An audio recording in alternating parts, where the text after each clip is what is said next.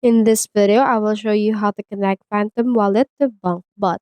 So in order to connect your Phantom Wallet, you first need to head over right here to your Telegram and search for this bot, which is Bonk official underscore bot.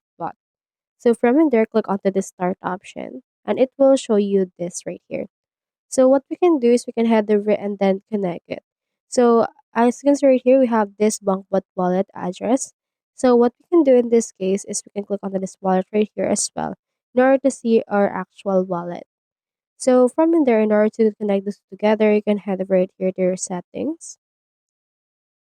Just copy in here your wallet address, then head over right here to your actual Phantom wallet. So let's head over there. And we have in here this. So what we can do is we can head over and click on send. Then just choose what you want to send. For this one, let's choose Solana. And then put in here under the address. Click on next. And then after that, just add in here the Solana that you want to send. And then they will be connected to each other.